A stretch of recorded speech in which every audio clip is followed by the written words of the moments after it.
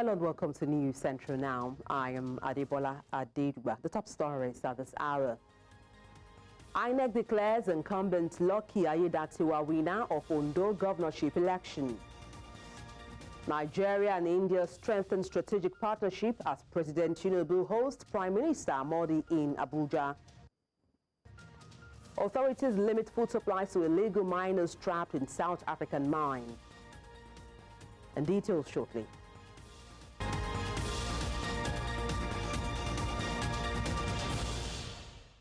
News Central Now, where this hour begins with election matters, where the Independent National Electoral Commission, INEC, has declared Governor Lucky Aiyedatiwa of the All Progressives Congress, APC, as the winner of Saturday's governorship election in Ondo State. Aiyedatiwa was declared winner after polling the highest number of votes in the election.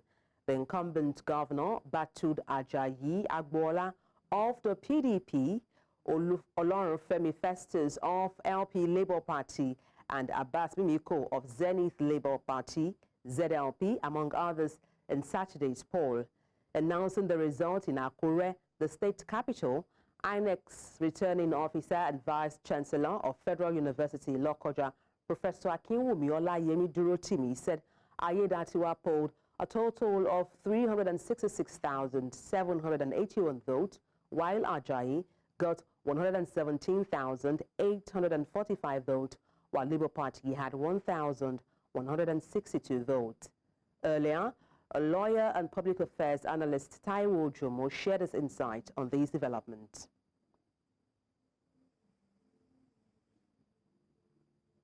Aiyedatiwa Lucky Orimisan of APC, having satisfied the requirement of the law, is hereby declared the winner and is returned elected. Signed by Professor Olayemi Durotimi Akinwumi, the returning officer. Thank you and God bless Nigeria. I've known before now that the governor of the state was the most popular of all the candidates. But then there are a lot of lessons to take home from the election. But I must congratulate the governor sincerely. I think he was very popular among all the candidates. Well, I must also congratulate the opposition, that is in particular Honorable Adebola Adedugba, who did a good job too. But the governor did a lot of good job. I mean, he did a lot of work. He put a lot of work into the campaign. He went around the 18 local governments, campaigned vigorously, and then almost all the governors of APC, came around to support him. Well, yes, I think the victory was deserved.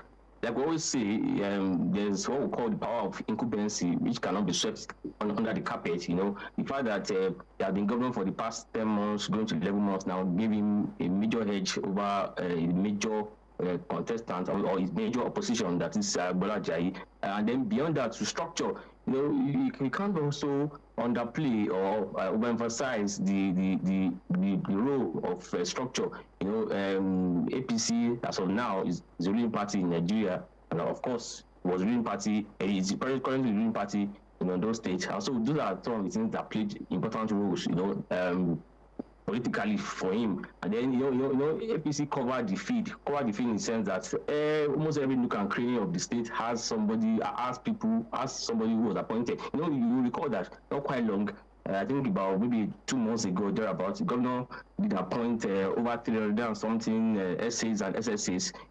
I think those appointments were strategic in helping him to get this victory.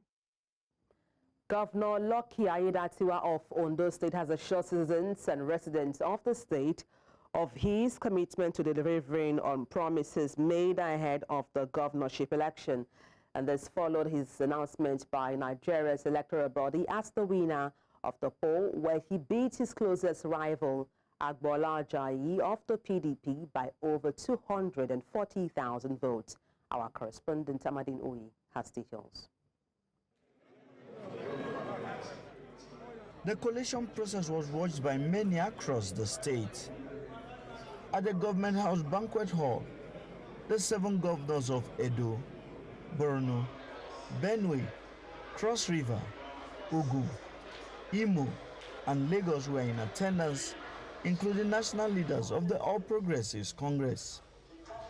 Following the announcement of Governor Lucky Aiyedatiwa as the winner of the election, polling over 366,000 votes to beat his closest rival from the People's Democratic Party, Adebola Adedugba, who polled 117,845 votes. The governor said the victory is an affirmation of his acceptance by the people. 366,000 plus votes against 100 and something. The actual figure I can't mention right now because I don't have the results, still with my agent. But from the announcement by the INEC that we watch on the TV, it's an overwhelming, result. He says that his government will deliver on the expectations of residents of the state. They should be the people should expect better service, and that's what they've been looking forward to. Because I campaigned across the entire 18 local government, the only candidate that went through or campaigned or traversed the entire 18 local government, not just the capital city of the local government, all communities, almost all the communities, we visited them, we see the roads. Some others in attendance expressed their view of the entire process leading to the victory of the governor. This is one of the best elections INEC has ever conducted.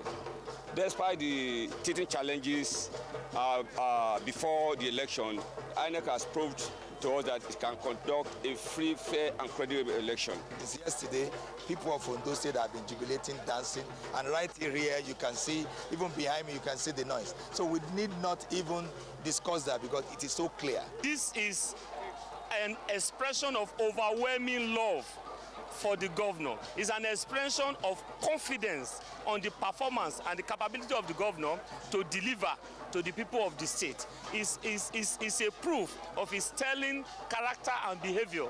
With elections now over, jubilations have erupted in several areas of the state.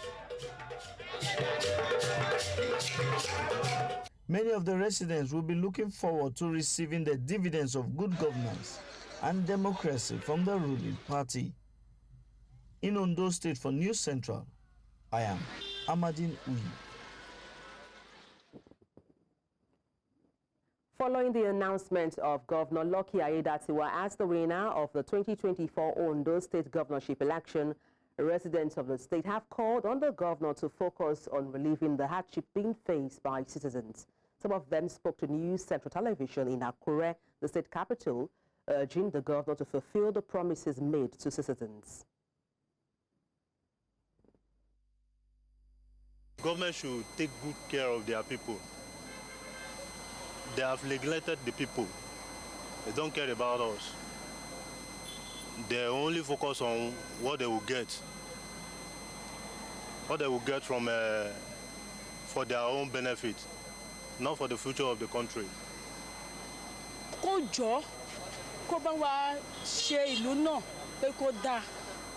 As his name is Lucky Aiyedatiwa, and they're going to help our youth. Most of them no work. Some that is ready to do, no money. Assist our youth. Just help us on our road, lights and empowerment. That's what I really want him to do for now. Yeah, I want him to focus on education. And secondly, I want him to focus on economic. Because as things are going on, we know in Nigeria that our economic is poor, our education is poor, security is poor, so many things like that. So anything that we do that will perfect the whole, in fact, every resident as me, even wheelbarrow pusher, everybody, it will be very much good. Let us just work from the grassroots. Because of how the state will grow more than what it has been doing before he wants the election. So the Lord will help him, we should put more efforts. That's what I can say. Still on election matters, The Ondo State Independent Electoral Commission, OSEC, has announced the results of the 2024 local government chairmanship and councillorship elections, with the All Progressives Congress APC securing victories in all 20 local government areas and 236 wards across the state. The results was declared by OSEC chairman Mr. Babatunde Oshibodu during a live broadcast from the Commission's headquarters in Abeokuta. Mr. Oshibodu revealed that a total of 613,156 votes were cast in the chairmanship election across the state's 20 local government areas. The election features candidates from 19 political parties, and earlier a lawyer and political affairs analyst Festus Ogun spoke to us on these developments. It was an activity involving members of the political party, the leading political party in Ogun State, that's the All Progressives Congress.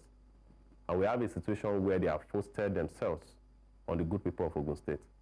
We had wards, we had polling units where there were no polling materials, where there were no electoral officers, yet we saw on TV how results were announced. We know how people were intimidated, members of opposition parties were intimidated, arrested, brutalized by elements loyal to the people in government. The election was not a reflection of the will and aspiration of the people of Ogun State. Yes, there were other members of other political parties that participated in the election. But was there an election? That's the question we've been asking ourselves. When you go to wards, you go to polling units, some, there were no electoral materials, some, the electoral officers were there, but there were no electoral materials. And that happened virtually in all parts of the state. So if that happened and results were announced, then it appears that it was just a fraud committed against the people of the state. And this brings to mind the very important question that, are we truly ready for democracy in this country? If we say we are operating a democracy, a constitutional democracy at that, are we going to keep a situation where a local government authority is now cherry-picked by the people in government? It shouldn't be so. What we had in Ogun State was a situation where the Electoral Commission only handpicked individuals from the APC that were simply loyal to the governor. So, in my view, it was just a case. Time for a break. When we return, President Tinubu heads to Brazil for G20 Leaders Summit. Details shortly. Join us again.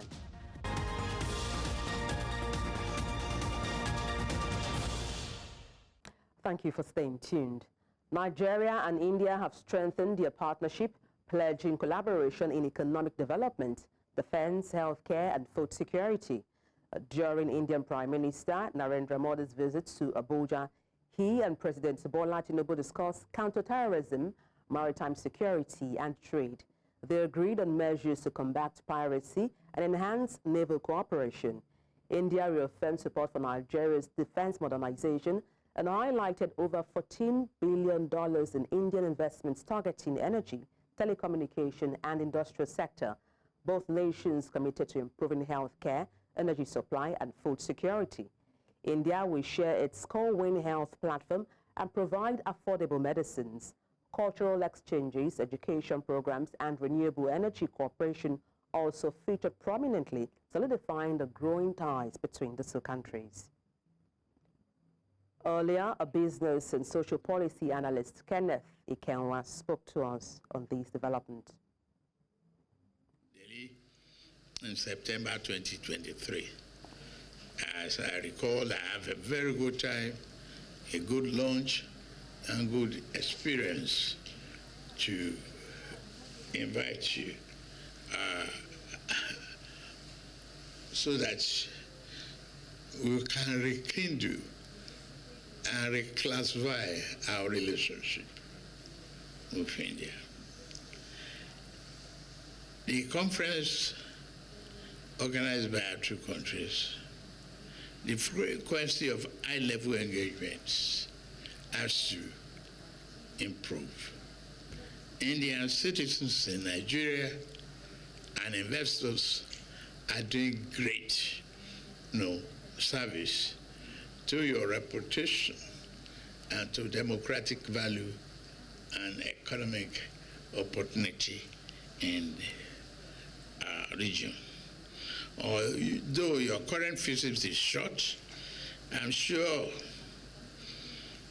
that you use this unique opportunity in many ways that we share similarities in terms of diversity and development experience, as earlier disclosed.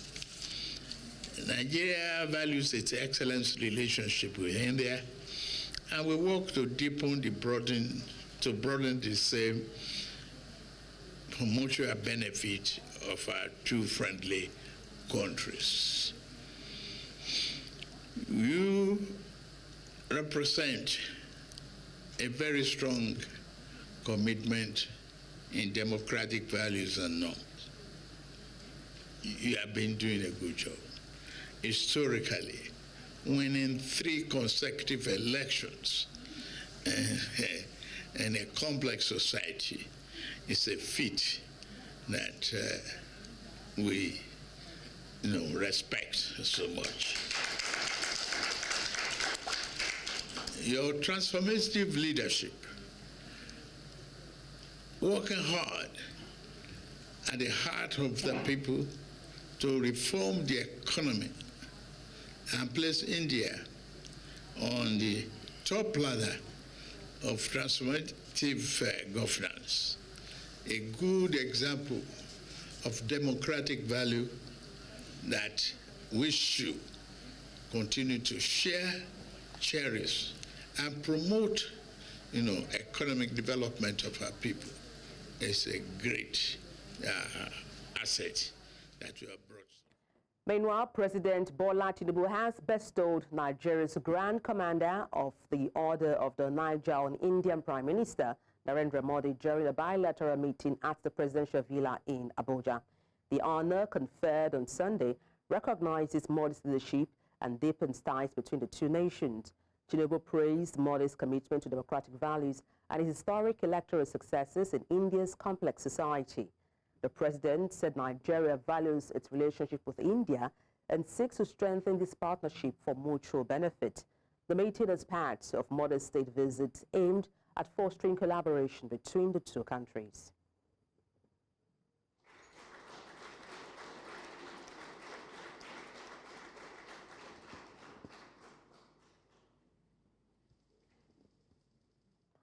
Earlier, a business and social policy analyst, Kenneth Ikenwa, spoke to us on these developments.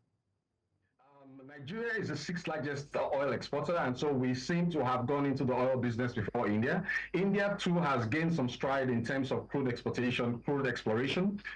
If we decide to collaborate in that area, India will have a lot to benefit from Nigeria.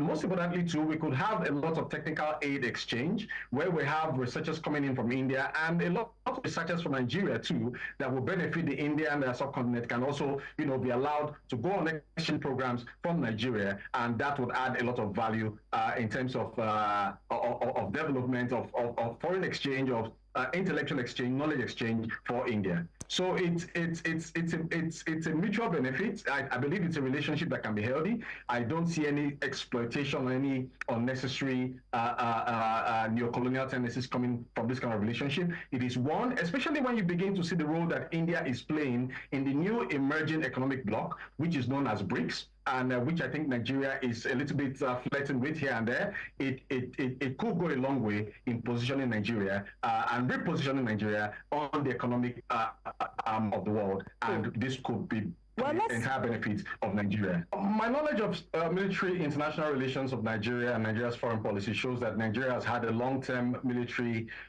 relationship with India.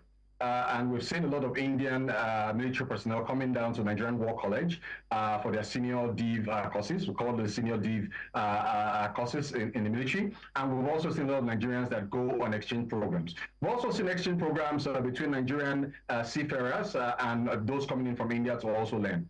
So in the area of cooperation, and when it comes to fighting insurgency, it's important to note that just like Nigeria, India has that challenge with some degree of internal insurgency and some degree of insurrection, internal insurrection within India itself. So that cooperation will definitely will beneficiate Nigeria a great deal if it is taken deeper. It will mean that we can have exchange. Don't forget that India is also a nuclear power. I'm not advocating that we should start considering developing nuclear technology, but the level of military advancement that India has can be of benefit to Nigeria. We could easily get weapons from Nigeria to fight terrorism, to fight insurgency, to fight internal insurrection, and we could exchange intelligence. So in terms of strengthening regional security, this partnership will be of immense benefit to Nigeria. Let's also tell you that President Bola Tinubu today departed Abuja for Rio de Janeiro, Brazil, to attend the 19th G20 Leaders Summit on November 18th to 19th. Hosted by Brazilian President Luiz Inácio Lula da Silva, the summit gathers leaders of the world's largest economies to discuss global challenges under the theme, Building a Just World and Sustainable Planet. Presidential spokesman Bayo Ononuga says Tinubu will advocate for reforms in global governance and hold bilateral talks with world leaders to advance Nigeria's socio-economic goals in agriculture, energy, and infrastructure. The president is accompanied by Foreign Affairs Minister Yusuf Toga, Livestock Minister Mukhtar Miha, and Arts and Tourism and Culture Minister Hannatu Musawa. And now to security matters, where the Nigerian Air Force has confirmed the successful neutralization of numerous bandits, including top loyalists of notorious leaders Dan Ishuhu, Dogo Sule, in airstrikes conducted in Zamfara State. The strikes, part of Operation Farauta Mujiya, targeted Babankwaye village in Safe local government area, a known hub for bandits' operations. Intelligence revealed the criminals were planning coordinated attacks against military personnel and civilians. NAF spokesman Air Commodore Lushola Akimboyewa said the operation dealt a significant blow to the bandits' operational capacity, with reports confirming elimination of high-ranking members. The airstrikes align with broader efforts to dismantle bandits' networks and restore stability in northwest Nigeria. And now to politics, where the Labour Party has suspended Senator Kevin Chukwu, representing Enugu East Senatorial Zone, over alleged anti-party activities and insubordination. The suspension issued by the party's Amori Ward Executive in Nkano West local government area was confirmed in a letter addressed to the Enugu State Party chairman. The letter cited Senator Chukwu's failure to adhere to party principles and refusal to respond to multiple invitations for a hearing. Signed by Ward Chairman Comrade Chika Oko, the suspension is effective for 90 days with option for the senator to challenge the decision through party constitutional channels. This development highlights ongoing tensions within the party's ranks.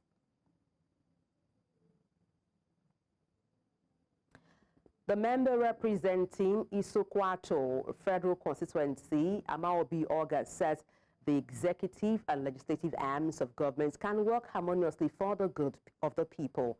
The legislator, who stated this while answering questions from journalists in Umuahia, says the president needs the support of every citizen of the country to succeed. News Central's Chiwo Ugile reports that Oga also gave account of his stewardship of 1 year after he assumed office as a lawmaker. We'll bring that to you in the course of the news bulletin. Now let's switch gears to education matters, where Western Delta University, located in Ogara Delta State, South Nigeria, has held its 14th convocation ceremony with former Cross River State Governor Donald Duke being installed as the institution's second chancellor by visiting Chancellor James Ibori. News Center's correspondent Austin Ozo reports that Ibori seized the opportunity to announce the establishment of the Otemu Educational Foundation, offering free university education to disadvantaged young individuals from Delta State. The reports. The 14th convocation ceremony of Western Delta University, Ogara, Delta State, has brought together an array of esteemed guests, including prominent politicians, traditional leaders, clergy, renowned scholars, and university partners to commemorate this significant event.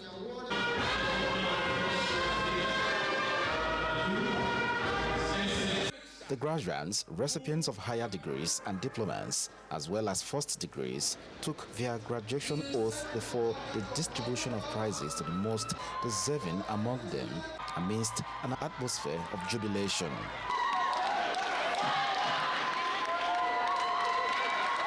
Earlier, the convocation ceremony began with a symbolic gesture as James Ibori visited Chancellor installed Donald Duke as the University Chancellor, paving the way for the proceedings.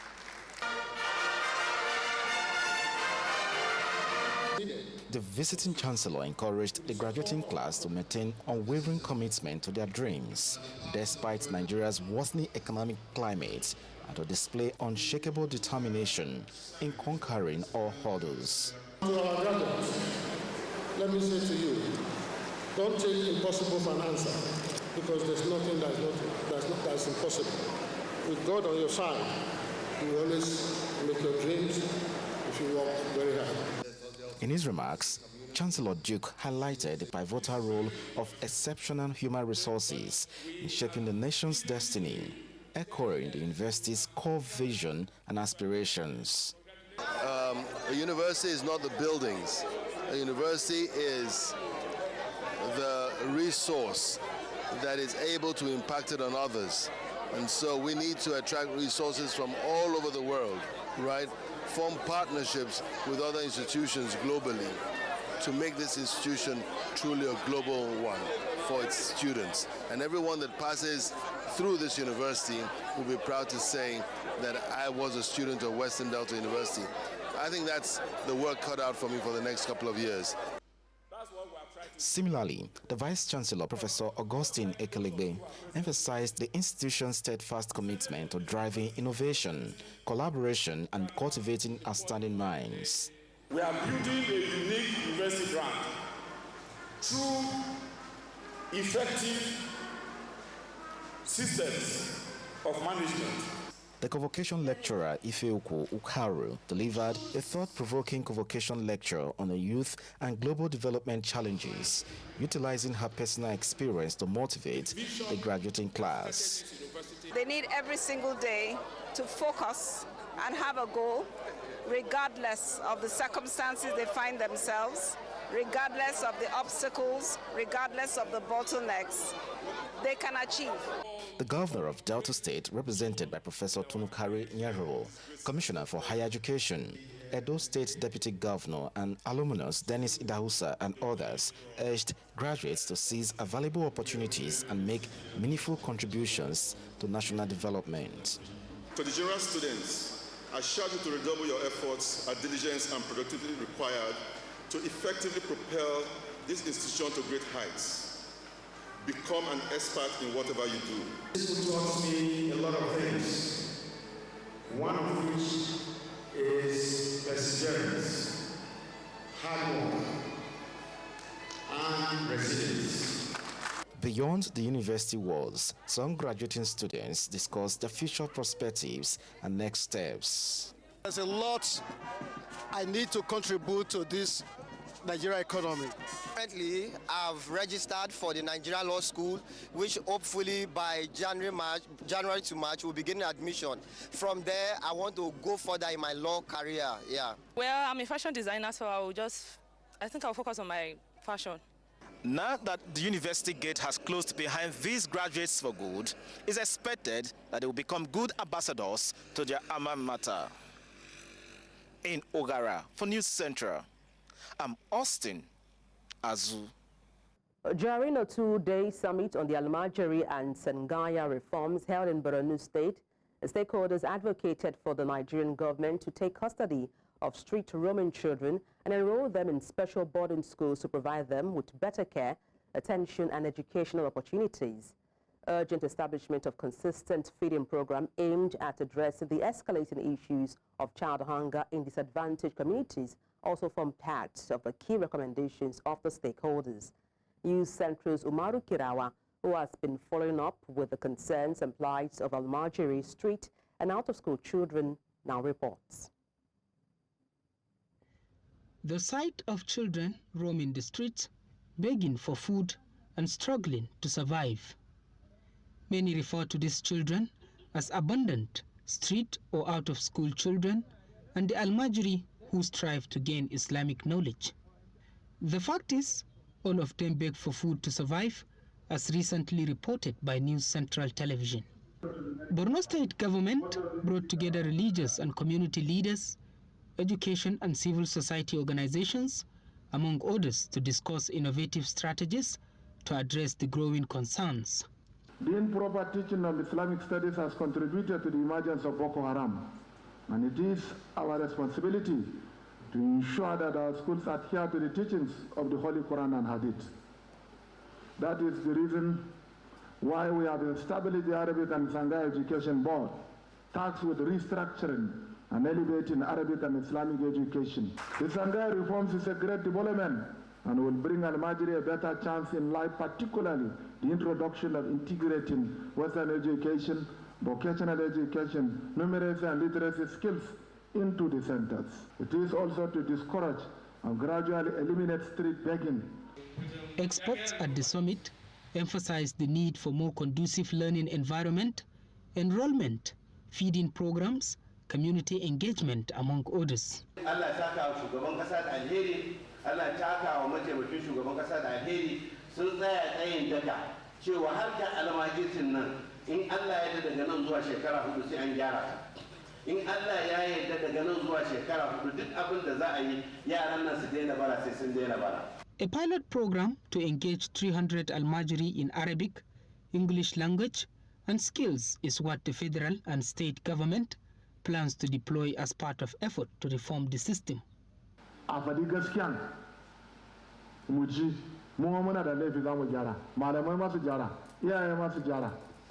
was agreed that steps must be taken to mop up street children, enhance sanitation facilities at various Sangaya schools, as well as the establishment of a joint task force to stop and tackle child trafficking. In Maiduguri for News Central, Umaru Kirawa. Nigerian health experts are encouraging citizens to adopt contraceptive use as a means of managing the country's rapidly growing population. Now, health professionals say limited funding and socio-cultural beliefs are major obstacles to widespread family planning adoption in Africa's most populous nation.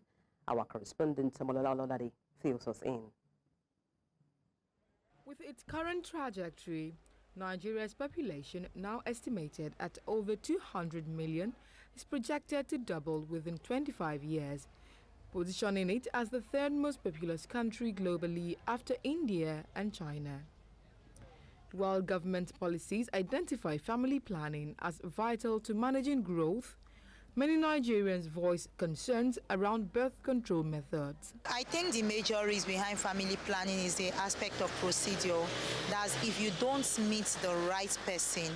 You know, some people in the quest to do family planning could end up meeting people that are not specialists, and before you know it, they end up risking their lives and their fertility status. The reason why they actually went into it because they were trying to prevent pregnancy, but at some point when they now needed the pregnancy, they started having little complications. Sometimes maybe removing it, even after removal, it's now difficult for them to conceive. Many women and many families give birth, call it unwanted children. But no any children that is unwanted. It is due to lack of knowledge of family planning. That is why they continue to give births. Alongside cultural beliefs and misconceptions, experts cite funding as a critical barrier to promoting family planning nationwide. We can talk about what the federal government is putting into the Federal Ministry of Health, but at the state level, in terms of ownership, in terms of sustainability and buy-in, it is very, very poor. If states can allocate funds, even if it is 10% of their annual budget for FP, we will not be in the situation that we are now. Despite these challenges, contraceptive use offers significant health benefits for both mothers and children. When women take up family planning, they are able to decide the number of children they want to have, and then this will impact in the family economics. You are able to cater to the children, send the children to school. The reality in Nigeria is that we all want our children to go to the best schools, and it doesn't come cheap. So when a woman is able to plan her pregnancy, she's able to also support the husband with the family finances to be able to give better lives to the children. Greater awareness and access to family planning are expected to help slow population growth and mitigate its associated challenges. In Lagos for News Central, Omolola Ololade. Nigeria's Chidinma Adeshina claimed the position of first runner-up at the 73rd Miss Universe competition held in Mexico City. The grand finale held early Sunday morning at the Arena CDMX saw a dramatic face-off between Adeshina and Miss Denmark, Victoria Kaje Theovig. In the end, Theovig was crowned Miss Universe for 2024, succeeding Shanice Palacios of Nicaragua, the title holder from 2023. Adeshina's grace, poise, exceptional performance, and her widespread acclaim from judges and audiences worldwide, solidifying her place among the competition's most memorable contestants.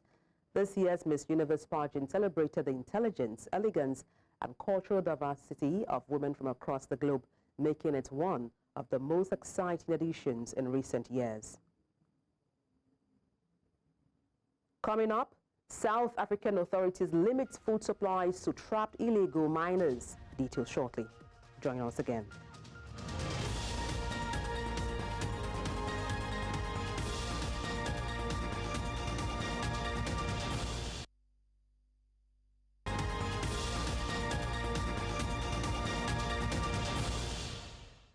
Thank you for staying with us. Mali's civilian Prime Minister, Chogel Kokala Mega, has urged nation's military rulers to initiate discussions on ending the prolonged transition period, marking a rare public critique of the junta. Since back-to-back coups in 2020 and 2021, Mali has been governed by the military, which initially pledged to transfer power to civilians through election by March 2024. However, those plans were postponed indefinitely in June 2022, leaving the timeline for a democratic transition unclear. Mega expressed concerns on Saturday, warning that the lack of clarity was fueling speculation among citizens and potentially undermining the government's effectiveness. Despite his critique, the Prime Minister praised the armed forces for their efforts in maintaining stability amid ongoing jihadist and separatist violence. He also called for unity and respect for the authorities to ensure Mali's strength and stability during this critical period.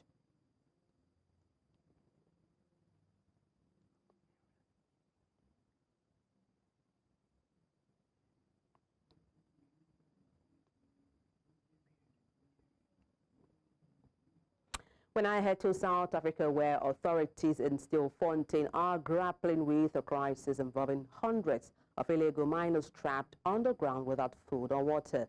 Police have blocked supplies to force them out of an abandoned shaft. One decomposed body was retrieved last week, and survivors emerging are reportedly weak and dehydrated. A miner said nothing remains underground for sustenance. A court order on Saturday lifted restrictions, allowing locals to deliver food and water to those trapped. The incident has sparked outrage after a government official dismissed aiding the miners, calling them criminals. Known as Zama-Zamas, the miners often work in disused shafts. Police and rescue experts are devising a plan to remove them safely.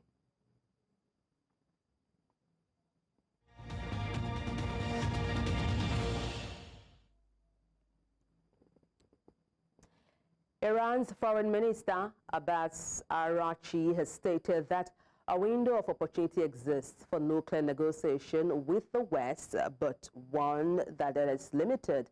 Arachi's remarks follow a visit by Rafael Grossi, the Director General of the International Atomic Energy Agency, who held talks with top Iranian officials in what many view as a last-ditch effort to revive diplomacy before United States President-elect Donald Trump returns to the White House in January.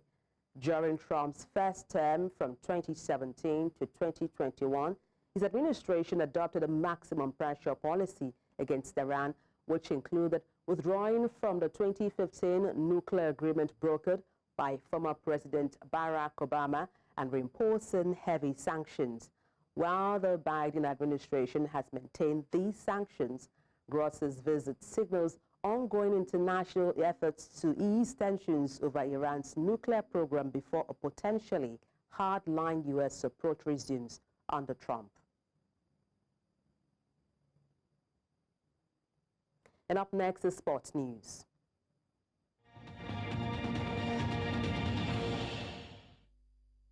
In the matchday 12 fixtures of the Nigeria Premier Football League, Ahmed Musa was on target as Kano Pillars and Heartland battled to a 2-2 draw on Sunday at the Mobolaji Johnson Arena, Onikan, Lagos. Ikorodu City defeated Shooting Stars by 2-1 in the Southwest Derby. In Ikene, Remo Stars and Rivers United battled to a goalless draw. Holders Rangers International defeated Bendel Insurance 3-2 at the Nnamdi Azikiwe Stadium in Enugu, while in the Oriental Derby, Abia Warriors and Enyimba played out a 1-1 draw in Umuahia. Elsewhere, Sunshine Stars defeated Lobi Stars by a 0-0, while Ibrahim Mustafa netted the winning goal for El Kanemi Warriors as they defeated Niger Tornadoes by a 0-0. The Confederation of African Football has released the list of the match officials for the final games of the 2025 Africa Cup of Nations qualifiers. Nigeria Super Eagles will host the Amavubi of Rwanda on Monday, and a Moroccan official has been given the nod to take charge of the game. Samer Guzaz has been appointed to be in charge of the game slated for the Godswill Akpabio Stadium in Uyo. Nigeria already sealed its qualification to the tournament, is currently leading the group with 11 points, while Rwanda is in third position with 5 points. The Confederation of African Football has confirmed official draws of the CAF Women's Africa Cup of Nations Morocco 2024 will be conducted on Friday, the 22nd of November in Morocco. The draws will determine the fate of the 12 Africa's top women's national teams. The 13th edition of the CAF Women's Africa Cup of Nations will take place from the 5th to the 26th of July 2025 in Morocco.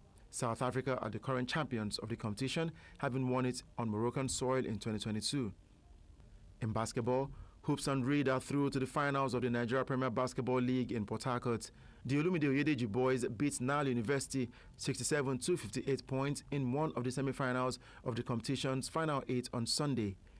In the other semi-final, Rivers Hoopers survived the scare to defeat Boko Chiefs 79-73 points. The Kingsmen have now made it back-to-back finals where they will take on Hoops and Reed. Winners of the championship will represent Nigeria in the Basketball Africa League. In tennis, Emma Raducanu put the first point on the board for Great Britain in their pursuit of a Billie Jean King Cup semi-final place at the expense of defending champions Canada. British number 2, Raducanu, playing for only the second time in almost 2 months following a foot injury, won 6-love 7-5 against Canada's Rebecca Marino in Malaga. The 2021 US Open champion Raducanu was forced to save 7 break points before taking Marino's serve in the 11th game. Raducanu's victory means British number 1, Katy Bolter, has the opportunity to seal her nation's place in the last 4 of the women's team event known as the World Cup of Tennis. And that's a wrap on Sport Update. I am Udoka Njoko.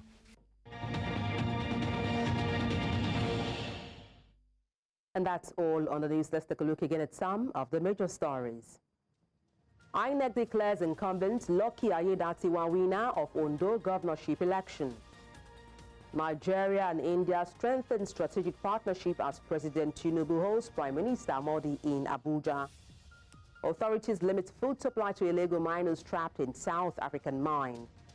You can watch Central live on DSTV, channel 422, Star Times, channel 274, Avo TV, and YouTube. Many thanks for watching. I am Adebola Adedugba.